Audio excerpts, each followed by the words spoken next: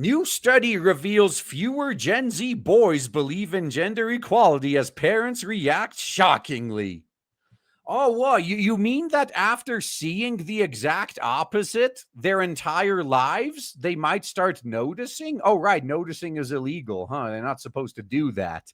They've been discriminated against. They've seen that their female peers get preferential treatment. They always get shat on for everything. They're expected to make all the sacrifices while the whammons reap all the rewards. And then they notice that, you know what? Practically speaking, these whammons can't do the same things I do. Well, what's this equality thing that's supposed to exist? I don't get it, man. I don't get this at all. I'm not seeing it. If it's here, I don't see where. So don't be surprised is what I'm getting at. That started with a TikTok that went viral. Creator Livy Ray looked straight down the camera and asked boy mums and boy dads, what the hell is you doing with your sons? She wasn't being dramatic. She responded to new research showing that fewer boys believe women should have the same opportunities or equal pay as men. Numbers that, as she put it, fell off a cliff. It's because they have a little something known as pattern recognition, that they're capable of noticing things. So when your entire life you're fed propaganda, and then the moment you get out into the real world, you notice that the propaganda was a lie and reality is nothing like the propaganda you were told, you eventually start questioning all the other propaganda. And then once you start questioning and actually digging into these things, instead of just listening and believing and taking everything at face value, that's the end. That's what killed the legacy media. Like, they got caught lying so many times that now that everyone fact checks them, they know exactly how much they lie, and it's worse than expected. It's kind of funny. And it's not only feminism that's been getting caught in this. We got our good old buddies in the climate science area, which we're going to talk about later. Just all around, man. And it's not just an American issue. Here in Stry, a recent analysis of the Hilda survey shows that Gen Z men, those aged 13 to 28, are increasingly likely to believe in traditional gender roles, even as their sisters, cousins, and classmates move further away from them. Well, yeah, that's because one of those groups is being actively discriminated against, and they only see the negative sides, while the other group is being given preferential treatment, and they got a lot of privilege, as you guys like to say, so they only see the good side. That's how you get these divides. So while girls are sprinting towards equality, a number of boys are quietly drifting the other way. And it's the boys that are going to win in the end, because men, we realize that we live and die alone. That's a journey no one else is going to come with you on anyway. Like, it doesn't make that big of a difference to us. Like, it doesn't matter. We'll be fine. The biggest problem men have is they get trained from an early age to do everything for pussy. They're just fucking pussy hounds from the moment they hit puberty. But if a guy can get over that and he just stops pursuing pussy, like that's literally the most important thing in the world, that's when a man finds true freedom. And a lot more men are figuring this out. Like, hey, you know what? I could just live for my hobbies, and if the biological urge ever strikes, that's what the anime waifus are for. Just get it out of my system, and then I can move on. There's no need for me to sacrifice my whole life providing for a live-in adult child. Like, no, I'm fine just with a few napkins and a few minutes every day. All right, urge dealt with. Let's go back to important stuff. Economist Aaron Clark from the E61 Institute analyzed Strian data from long-running Hilda survey and found that Gen Z men are increasingly likely to believe in traditional gender roles, things like men should earn money while women care for the kids. Like Aaron Clary actually had a good point with that. Of all the things you spend money on and outsource, It's raising your own fucking kids. So going to your soulless corporate job is more important to you than raising your own kids? Natural caregivers, man, natural caregivers would rather give their kids to a fucking stranger to raise so they can live the male privilege lifestyle of working 80 hours a week until you drop dead from overwork. Clark's work was reported by The Guardian in April. It's revealed something no parent wants to hear. Young men today are more likely to hold sexist views than millennial or Gen X men. What do you mean, no parent? If my kids were able to see through the propaganda without me helping them, man, I would be so fucking proud. Holy shit. God, I'd be like, damn, dude, I was going to teach you all this once I thought you were old enough to understand it, but you beat me to it, bro. Congratulations. Now, meanwhile, in the U.S., writer David Waldron analyzed data from the Monitoring the Future study and found a similar drop. Between 2018 and 2023, or pretty much two, the number of 8th and 10th grade boys who completely agreed women should have the same opportunity as men fell from 63% to 45%. Belief in equal pay also took a dive.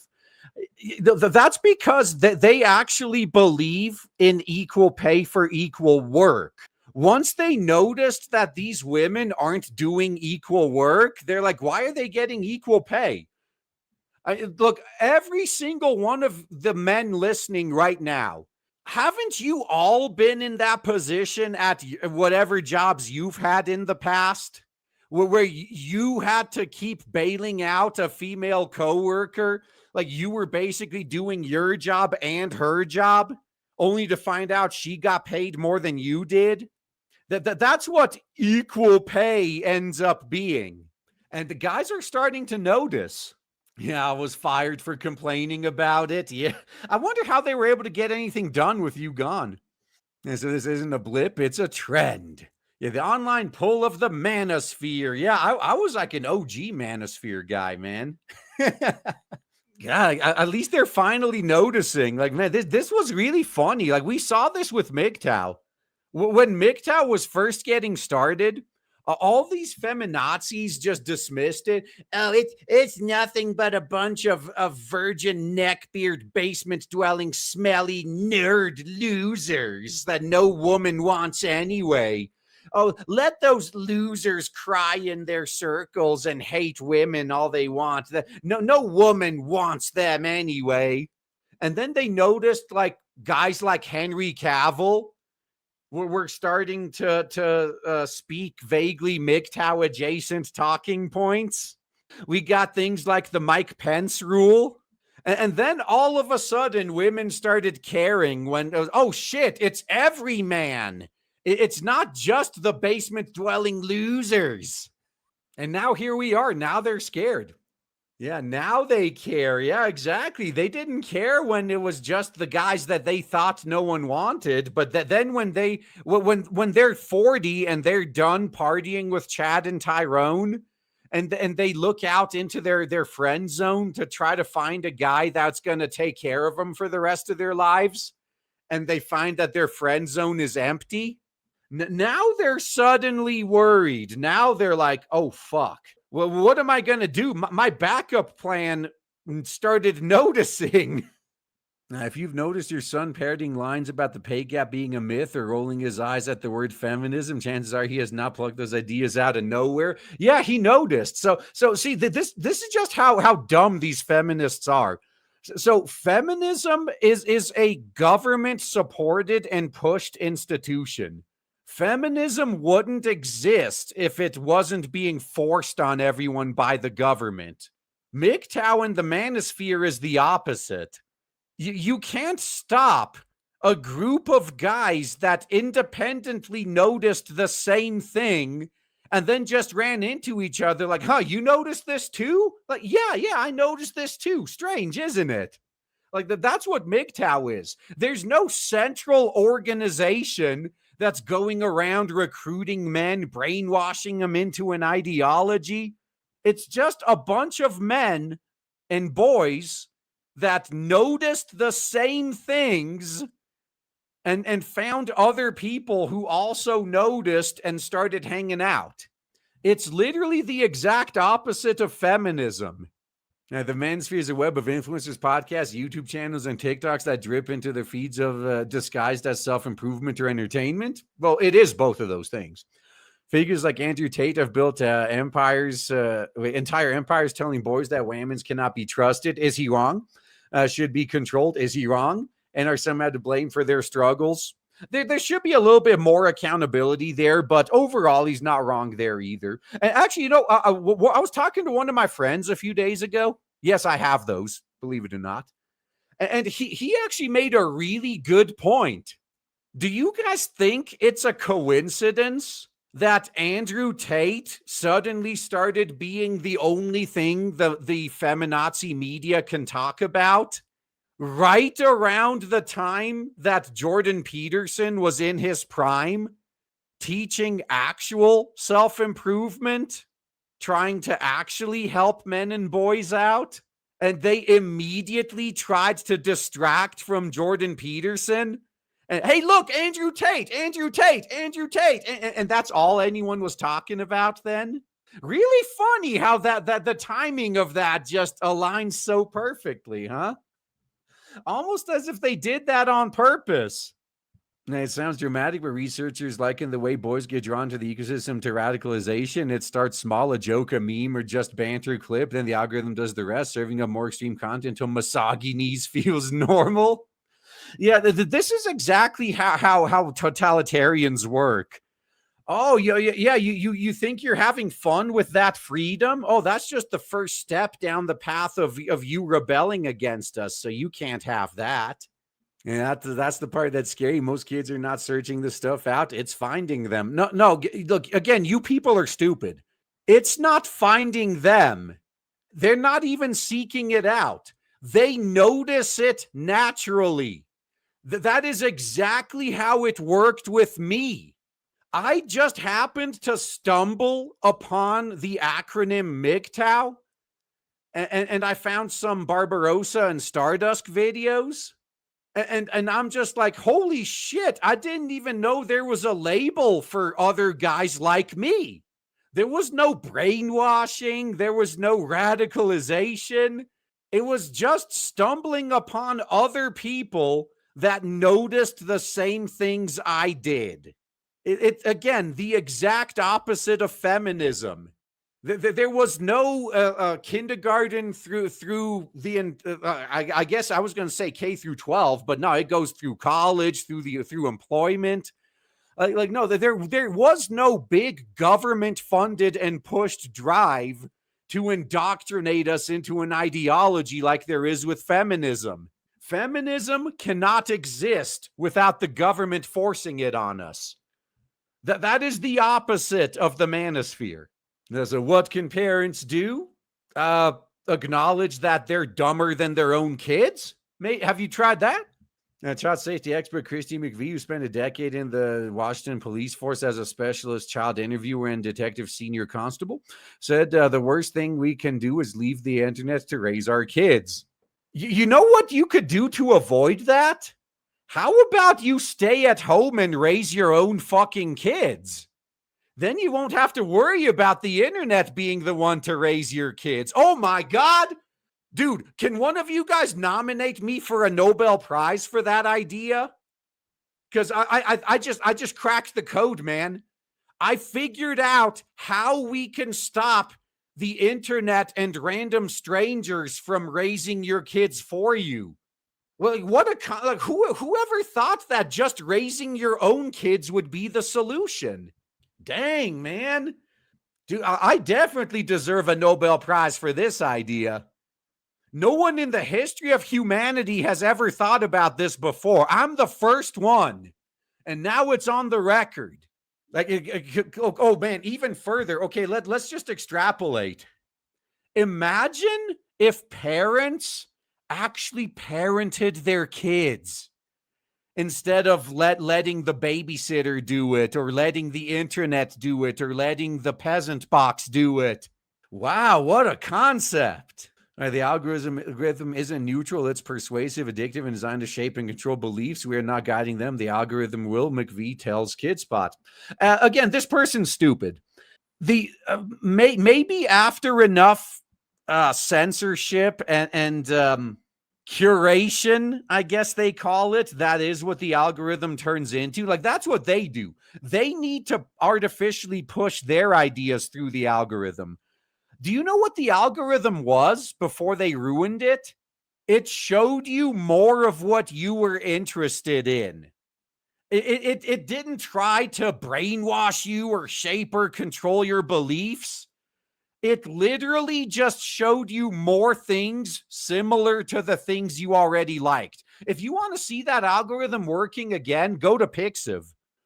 On Pixiv, whatever you like, it'll show you more of that type of art. Like that's how these algorithms on social media used to work. If they noticed that you were engaging with a certain type of content more, or you were clicking like or upvote or heart or whatever that your social media equivalent is more, that's what the algorithm showed you more of. It's more things that are similar to the things you already like. Until these assholes took over and turned it into exactly what this woman said, where now it isn't neutral. It is trying to design, to shape and control beliefs. It's trying to push feminism artificially. It's trying to push far left talking points. It's trying to push wokeness. And they're trying to act like this is all new and they had nothing to do with it. Here's her advice for families navigating this space. Let's see if there's anything good in here. Make it normal to talk about what they are watching. That's fair. Ask who they follow and makes them laugh or think. Sit and scroll together. That is how you will spot red flags, dehumanizing humor, glorified misogynies, unsafe and inappropriate content, and subtle recruitment into harmful ideologies. Like feminism? Yeah, ideally, maybe the kid can unbrainwash their parents by doing this. But what's probably going to happen is initially they're going to trust their parents and they're going to be like, oh, yeah, sure. Here's this Andrew Tate guy. And then they get grounded and they lose their internet privileges. And then you know what that's going to do? And then they're going to be like, man, Andrew Tate was right. I shouldn't have told my parents about this. And then they're just going to keep doing it in secret now. You're just going to force them further underground. Use layered security, not just blocks. Parental control, safe search, device filters all matter, but they do not replace conversations. Frame these tools as protection rather than punishments to keep the trust intact. Oh, look, they really think this works. Hey, if we just rebrand censorship as for protection, that'll make them agree with us. No, it won't. Look, as someone who used to be a kid, whenever my mom prevented me from doing something, I went to a friend's house whose parents had no problem with whatever I was banned from. Every time. This doesn't work. I work together to shape the online experience. Yeah. And you see, this is also why Facebook is dying. Because these kids don't want to be on the same platform as their parents when they always have them looking over their shoulder. Yeah, but many kids are fools. Yeah, they are, unfortunately. That's why they can be tricked into mutilating themselves so easily. Teach them to ask why. Oh, that's actually good advice. Do not just shoot equipped. Help your child spot persuasion techniques, question motives, and unpack what they are being shown. The goal is not obedience, it's critical thinking. This number 3 right here, I 110% agree with this one. Now, see what happens when you apply it to them. Question all the shit they tell you. Question their motives. Question what they show you. And see what fucking happens. There is no quicker way to make a kid lose all faith and trust in their parents than this. If the parents try to say, oh, we're going to teach you to critical thinking, and then they use that critical thinking on them and get punished, no quicker way to lose all trust. Curiosity is your secret weapon. Let them teach you what they are seeing. Ask them how it makes them feel. It's not about surveillance. It's about connection, insight, and staying relevant in their world.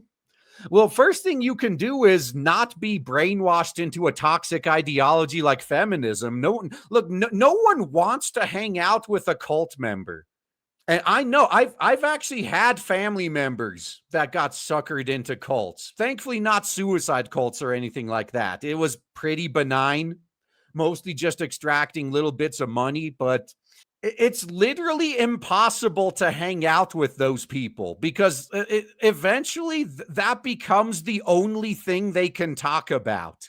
No matter what it is you're talking about, they always find some way to turn the conversation to their cult beliefs and why you should give it a shot. If that's how you are with your kids, trying to indoctrinate them into the cult of feminism, nothing will make them dread hanging out with you more. Now, why this matters. The research is clear. Support for gender equality among young men is slipping because they're noticing.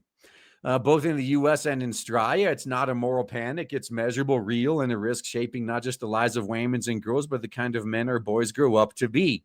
Oh, what? You mean the kind that are just going to keep to themselves and let women be the girl bosses they've always dreamed of? Really? It's not about raising perfect feminists. It's about raising respectful, thoughtful kids who can see through manipulation and treat others as equals. And yet, when they point out that women are being treated with privilege, not equality, they get really mad. Because again, this is, I think, the best talking point the far left ever came up with. When they say that to those with privilege, losing that privilege seems like oppression. They're right about that, but the only problem is they lack self-awareness. They're literally so blind they don't even understand they perfectly described themselves. So then when you point out all of their privileges, they're reeing that you're taking their rights away and oppressing them. As McVie puts it, the internet is persuasive, addictive, and designed to shape beliefs, but completely unlike the cult indoctrination that they're going through. But with guidance, curiosity, and honest conversations, parents can plant stronger seeds, the kind that help our boys grow into men who value equality, not fear it. Look, no one fucking fears this shit. It's more like it's that it's all so tiresome meme. It's like when someone calls you a homophobe or a transphobe. Since when is finding someone disgusting suddenly fearing them? It's like, no, being phobic implies that I'm scared of you. I just find you repulsive. It's not the same thing. Christy McVie is an ex-detective and specialist child interviewer. Okay, now they're trying to sell this person's other stuff. Yeah, obviously this person's a moron. They do have a little bit of good advice, like number 3 here. Except that they're too dumb to realize it's going to backfire on them. So, let natural selection run its course. Like that's always what I've been preaching. Let natural selection run its course. I am a big fan of Darwinism. It's going to fix itself at some point. I mean, eventually, even the government is going to run out of money and authority to push feminism. And what happens then? What happens when the government isn't there to strong arm us into this cult? Oh, it's going to be good.